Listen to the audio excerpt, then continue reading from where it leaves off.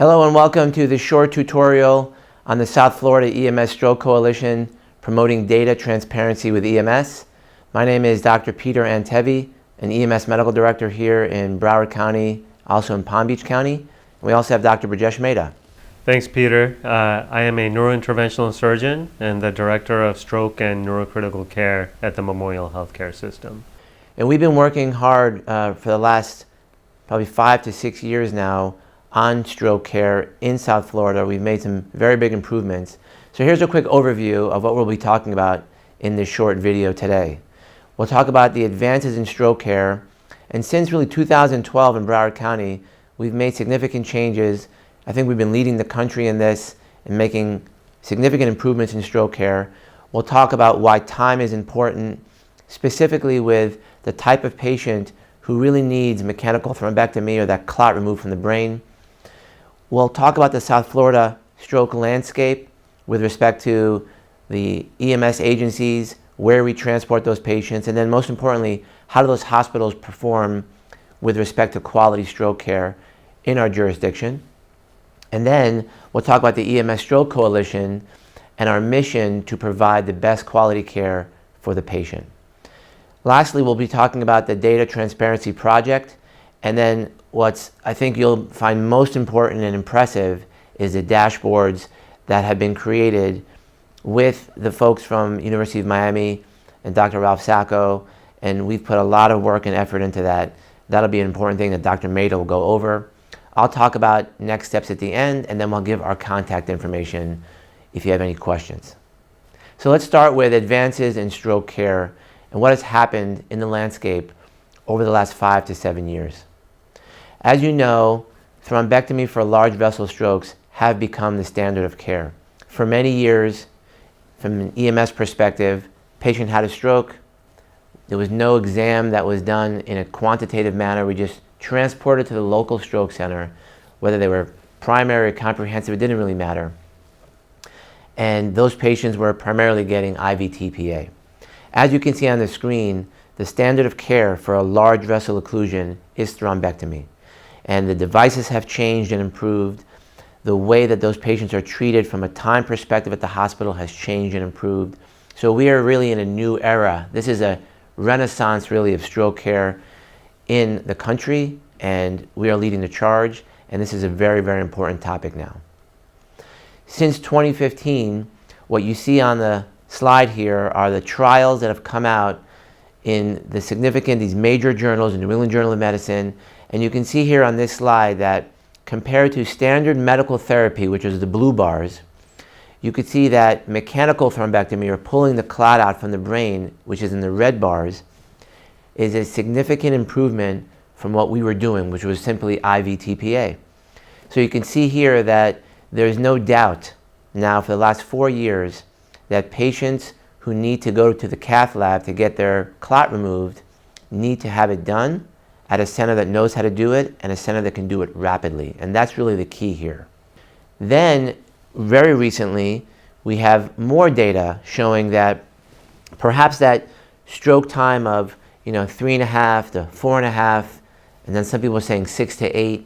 Well, maybe now we know that it's up to 24 hours. So now we've moved the clock to 24 hours for calling stroke alerts, and that's because of the DAWN and DIFFUSE 3 trials that have come out. And so medical management is what we used to use. Now patients can get thrombectomies up to 24 hours if they're the right patients, if the right studies are done at the hospital level, if the right process is there, and the patient will benefit if it is. And so again, things have changed dramatically just in this past year. And even so that the media has gotten wind of this, and if you haven't seen this paper, this article actually from the Wall Street Journal, a breakthrough stroke treatment can save lives. They're telling the lay public that this service, if it's available to you, can actually help you save a life. But is it available, number one? Is it being done correctly? And in a few slides, I'll show you the data from cities around the world, around the country, that data perhaps needs to get better, and we owe it to ourselves and our patients to get that done. So I'll turn it over to Dr. Mehta about why time is important here. Thank you, Peter. So when a stroke patient comes to the hospital experiencing what EMS may suspect to be a large vessel stroke, meaning blockage of a major artery in the brain, we are most concerned about what is the salvageable part of the brain and to move quickly to try to repair that, to save that tissue as quickly as possible. So as you can see here in this schematic, when a patient comes in with a major blockage of an artery, there is typically an established area of stroke already on the CT scan, which appears dark, and it's the surrounding area, what we call the penumbra, the area at risk for irreversible permanent damage if we do not intervene quickly.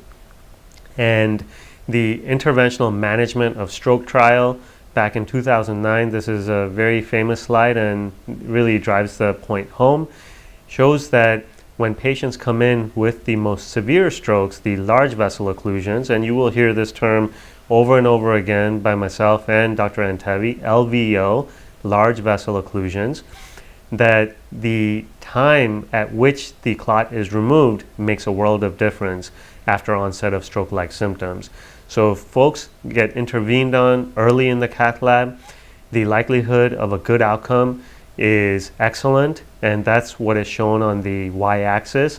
Earlier time points on the x-axis, the higher the likelihood of a good outcome.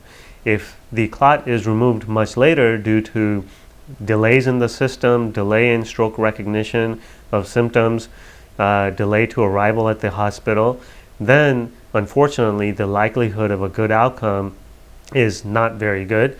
For every 30 seconds that elapses, the percentage of improvement decreases by about 18 to 20%. And so traditionally, most hospitals in the United States, the workflow has yet to be optimized for acute stroke LVO treatments. Imagine a cold heart patient coming to a STEMI center, a PCI center, brought in by EMS with a pre-hospital faxed EKG, and having their coronary arteries opened upwards of 2 hours later.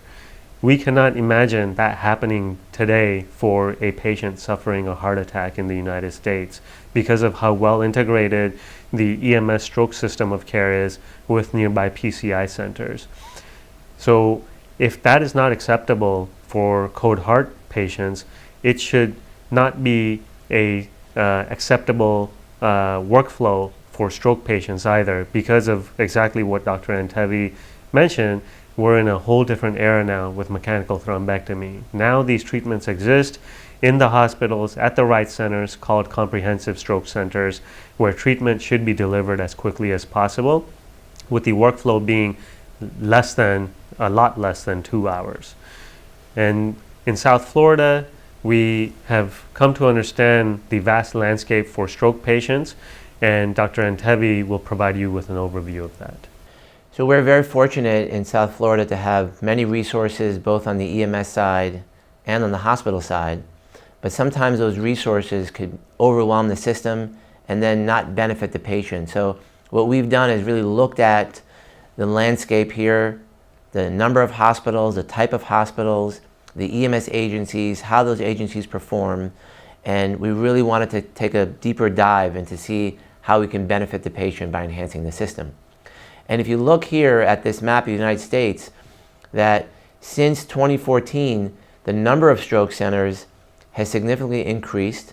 You can see that in Florida, that number has significantly jumped as well. And specifically in South Florida, where the population is more elderly, and we have many hospitals who are wanting those patients once they have a stroke.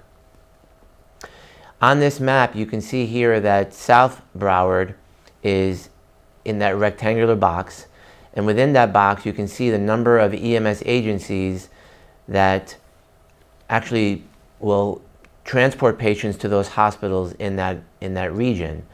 And so the EMS landscape here is that there's a number of agencies, there's a number of hospitals, and so how do you get the EMS side and the hospital side in line for what Dr. Mehta was talking about, the time component?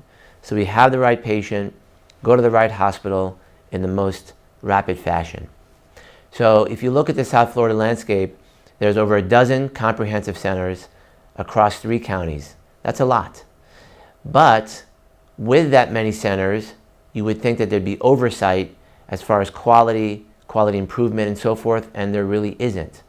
All there is essentially an attestation that you will provide the type of care, but no one's coming in and actually looking. So what we did, we created an EMS-based triage plan or platform so that we can actually send patients to the right hospital. In 2012, we started a process using the LAM score, but then what we realized is so many comprehensive centers, let's just go right to the comprehensive centers. And for years now, in South Florida, we transport directly to the comprehensive center.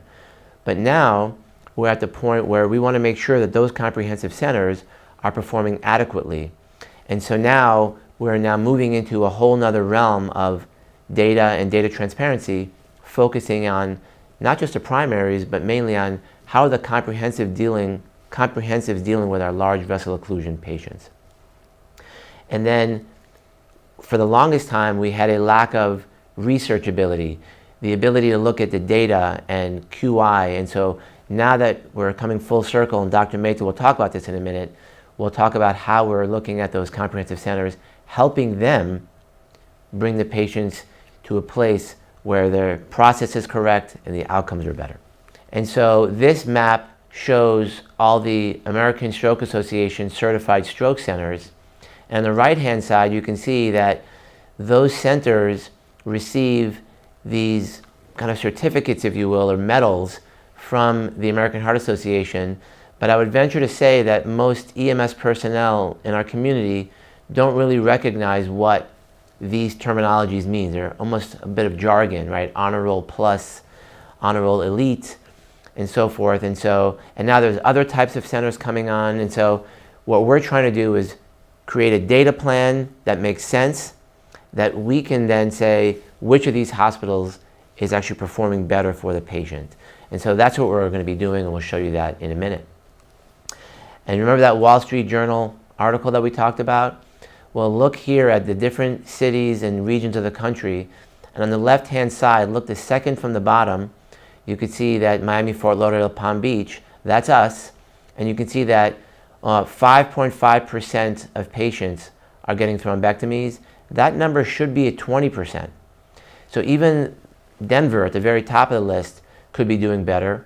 But you can see here that we have a lot of work to do. I think we're doing okay, but we really have a lot of room to grow and get better, and that's why we're doing this today.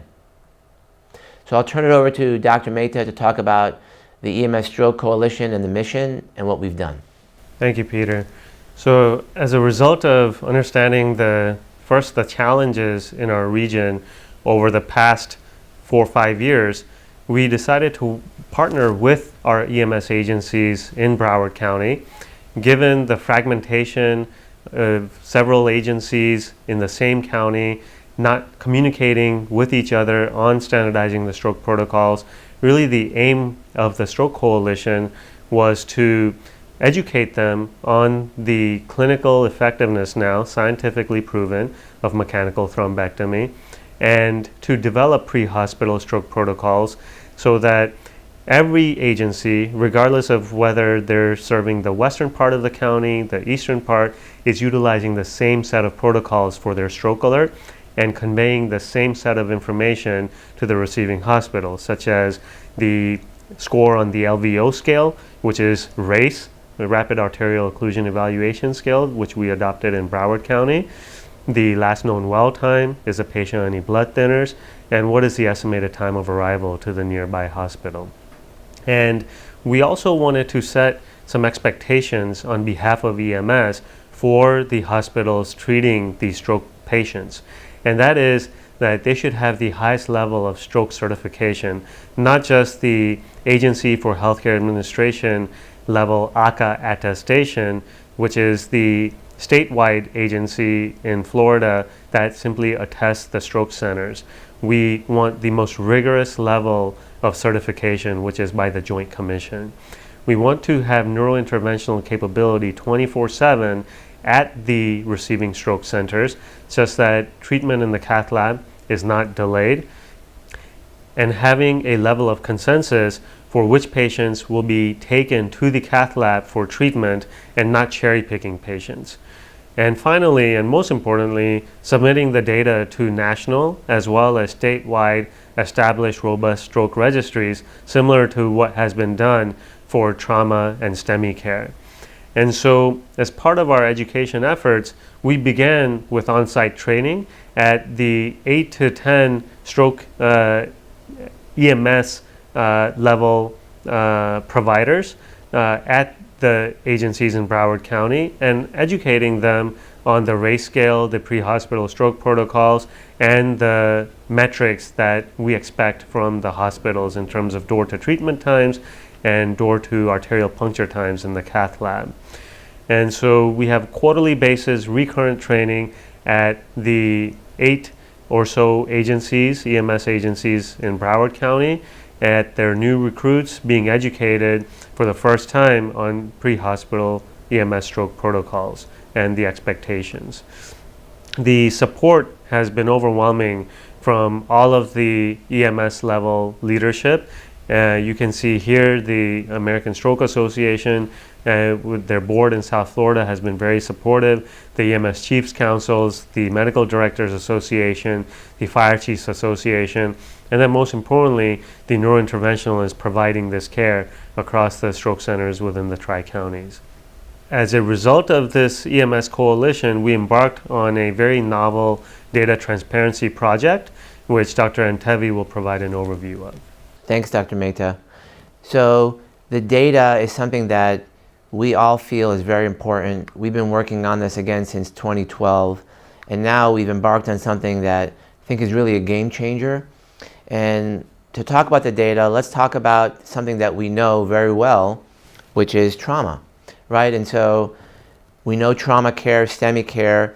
If you can see on this particular slide here that on the left-hand side, you see a trauma patient gets triaged, transported to the right place, and treated correctly. Shouldn't we be doing the same thing for stroke? Triaging them correctly, transporting them to the right stroke center, transferring them out if they have to get out, and then treating them correctly. And so those items here on the trauma side, we're collecting data, very robust state-level type data collection. On the stroke side, we're not doing that. And I think that we deserve to have that done, and that's what we're going to be doing. And so the way this all came about is that for approximately 5 years and ending in 2017, the University of Miami had a stroke registry that was looking at strokes in Florida and Puerto Rico. They had a big grant from the NIH, and we approached them and said, you have a great data collection tool. Can we adjust it a little bit to actually use your tool, which is, you can see here, used by many hospitals across the state of Florida. 80 hospitals are currently using that registry.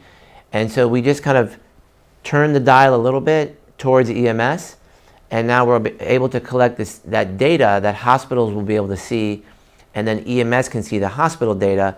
So we were lucky in that we had great partners now with University of Miami, Dr. Ralph Sacco, and now the entire state of Florida with the stroke registry. And you can see here that these hospitals, all that you see here on the screen, are participating in the stroke registry.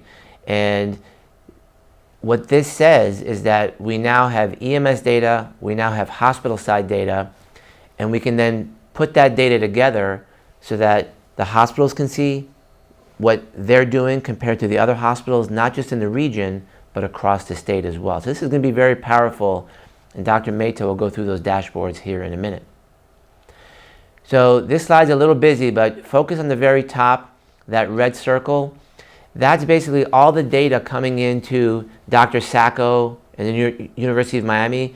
They're taking that Get With The Guidelines data coming in from the hospital, they're crunching it, and they're sending it down to the hospitals. They're listed there A through J. So if you're a hospital, you can see your own data, and you can see it compared to all the other hospitals, which is pretty powerful. Then look at the bottom. The EMS medical directors then will then approach those hospitals and say, hey, I'm the EMS medical director who brings patients to you. We would like to see and share that data that you're getting from the Florida Stroke Registry. And with that partnership, We could have EMS agencies who are raising the bar, hospitals that are raising the bar, and at the end of the day, the patient gets the better outcome. So that's really what these dashboards are aiming to provide. So with that, I'll turn over to Dr. Mehta to talk about the dashboards. This is really something that'll be important for everyone to understand how these dashboards look and how to interpret them as well. Dr. Mehta. Thank you, Peter. So we began to review the metrics and outcomes and decided to narrow it down to the most important treatment phases for IVTPA, that is the door to needle time upon arrival to the hospital. For mechanical thrombectomy, that is the door to arterial puncture time in the cath lab. Both of them being very important proxies for quality of care. Because we know time is brain, the faster these patients receive treatment, the better the outcomes. And hence also providing a dashboard on how well these patients performed after the treatment. So this very first dashboard shows you the percentage of patients treated with IVTPA. And so on the x-axis, you have the individual percentages, 5% increments, and on the y-axis, you have the blinded hospitals. They will be unblinded to you at the time when the data is shared with EMS. So these are all hospitals, for example, in Broward County, A through J, and each of them showing the denominator in parentheses of how many stroke patients they had by final diagnosis. So these are not all patients that were eligible for IVTPA, but just the overall number of stroke patients that were admitted to the hospital. And the percentages are those that received IVTPA among the eligible patients. So the hospitals are further coded by low volume stroke patients versus high volume. And so you can see the red hospitals are those that have the lowest volume of stroke patients on a quarterly basis. The blue bars are medium. And then the large hospitals are coded as green. That means typically above 90 to 100 patients per quarter. And we know that high volume stroke centers perform better than low volume stroke centers because experience makes a world of difference. Practice makes perfect. And so the take-home message from this overall percent of IVTPA patients on this dashboard is just to show you overall the number of patients that are being treated with IVTPA among patients presenting with a stroke. The most important slide that I consider for IVTPA is the median door to needle time. And the American Stroke Association target goal for IVTPA door to needle time is less than 60 minutes. However, in order to be a Target Stroke Elite Plus hospital, the benchmark is actually much more rigorous. It is less than 45 minutes in at least 50% of patients and less than 60 minutes in at least 75% of eligible patients. So you can see that the golden hour is no longer considered good enough. We want to deliver TPA as quickly as possible. And in fact, for patients coming in with a large vessel blockage, we want that metric of median door to needle time to be less than 30 minutes. So let's look at the high volume stroke centers, the medium volume stroke centers, and the low volume. Here, the high volume stroke centers, again in parentheses, hospitals G through J being the high volume, the number of times patients received the TPA. Okay, so these are actual treated patients, and they were higher at high volume centers and understandably lower at the lower volume centers in the single digits, hospitals A through C. And not surprisingly, the low volume centers have a higher door to treatment time for IVTPA compared to the high volume centers. And that's really the take home point here, is that the high volume centers perform far better than the low volume centers. And when a patient is suffering an acute stroke, the faster that clot is broken up, the better the potential outcome. And so if you look at the Florida average for TPA is about 36 minutes. So this allows you to benchmark your nearby stroke centers when they're unblinded to you at the end of this quarter and really understand the quality of care and figure out why they are treating slower than some of the more efficient centers and hold them accountable. The next slide is now the mechanical thrombectomy portion. And again, hospitals designated by low volume, medium volume, and high volume, red, blue, and green respectively. And you can see that the high volume centers have typically higher treatment rates for mechanical thrombectomy because they have more experience compared to the low volume treatment centers, which are the hospitals A, B, and C. And that's the main take-home point here is just the overall treatment rate for mechanical thrombectomy. However, keep in mind, this is the denominator is all patients coming in with a stroke, not just patients with a large vessel blockage. If you look at patients within the denominator as those only with a large vessel blockage, I can tell you that the high volume centers perform far better than the low volume centers in terms of treating almost each and every large vessel stroke patients. The next slide is the door to treatment time for patients with a large vessel stroke. How quickly do these patients get to the cath lab and achieve arterial puncture? This is really important to understand because, as Dr. Antevy said, it's a multidisciplinary approach and it involves not just the neurointerventionalists, but the ER physicians, the radiologists, the pharmacists, the anesthesia team. And because it's a very complex process, EMS pre-hospital stroke alert means everything. The more information we get in terms of the race score, the presentation with possible cortical signs, the earlier we can reliably activate the cath lab. And when parallel workflow is executed efficiently and consistently for each and every large vessel stroke that comes in with pre-hospital stroke alert, the faster we can achieve groin puncture. And so you can see here the high volume centers have overall better times, understandably, than the low volume centers. So you can see hospitals A, B, and C, some of whom have not even performed any mechanical thrombectomies in the first quarter of 2018, compared to the highest volume centers performed over a dozen on average mechanical thrombectomies, and their times were typically around that golden hour of 60 minutes. And so every 30 minutes, as I mentioned, that elapses, the likelihood of a good outcome goes down significantly.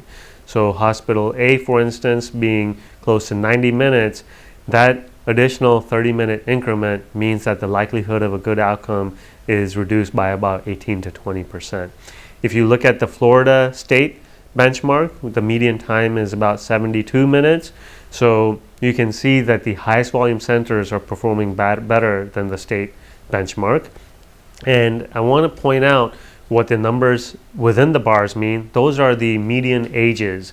So we wanted to make sure that all hospitals convey the population of the patients they're treating, and you can see that there's not a significant difference in terms of the age of the population.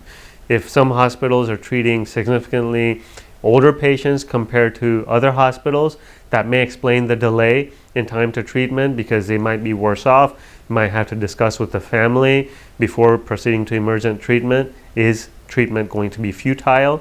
But you can see here the analysis shows that by and far the population of patients that we treat is fairly similar. Finally, the dashboard that we all consider to be the most important is outcomes. So you might be treating patients quickly, but are you achieving good outcomes? And so here you can see that the patients taken from mechanical thrombectomy, how are they doing at 90 days? The first caveat I will tell you is that the data collection for outcomes is right now severely limited at most stroke centers except the highest volume ones. So you can see here the data in parentheses is within the single digits at the low volume stroke centers compared to the highest volume stroke centers.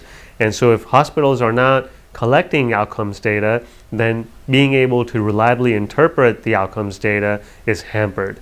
And so please encourage your nearby receiving hospitals for stroke to begin collecting the data in a rigorous and consistent way, training the nurses that at the time of discharge, that 90-day modified Rankin scale, which is the most important predictor of functional independence, is very important. So right now, being able to understand this slide and taking away anything meaningful is very limited. What we hope to achieve is that all hospitals have 100% compliance in terms of the 90-day modified Rankin scale, and then being able to more reliably compare the outcomes information. So the next steps will be outlined by Dr. Antevy. Thanks, Dr. Mehta. So we have a three-pronged strategy now to promote data transparency. You've heard and you've seen these amazing dashboards. You could see the power of those dashboards.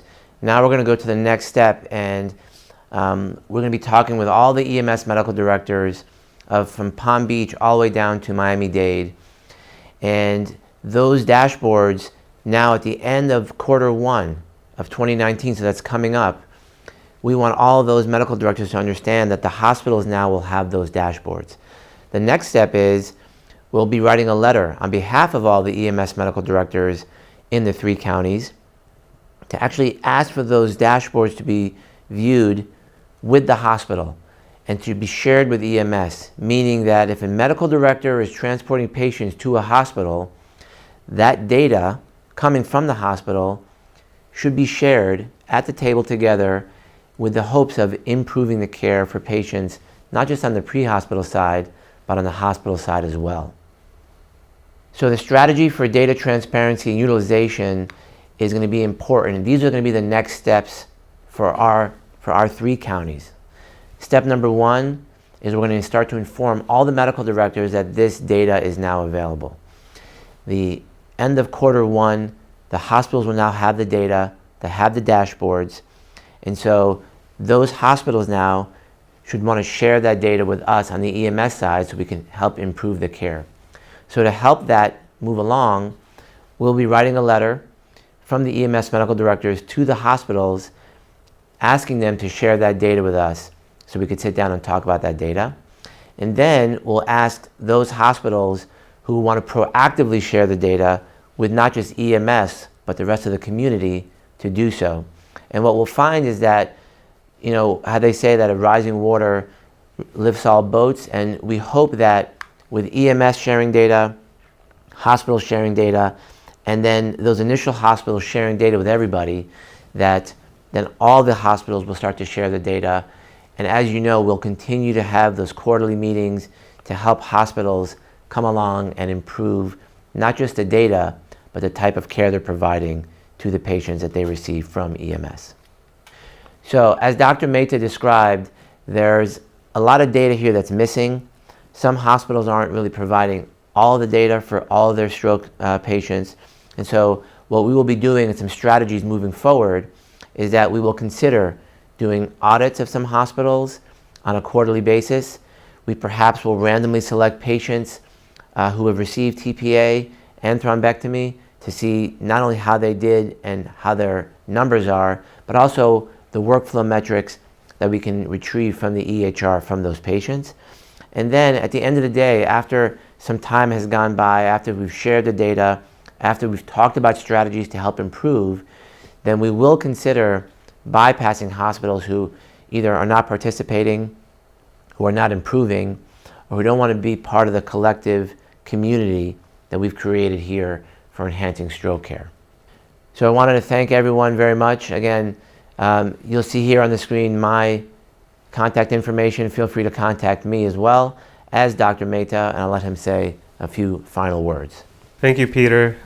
This is a groundbreaking initiative, and we really appreciate the participation of the EMS leadership across the Tri-Counties to make this effort as successful as possible.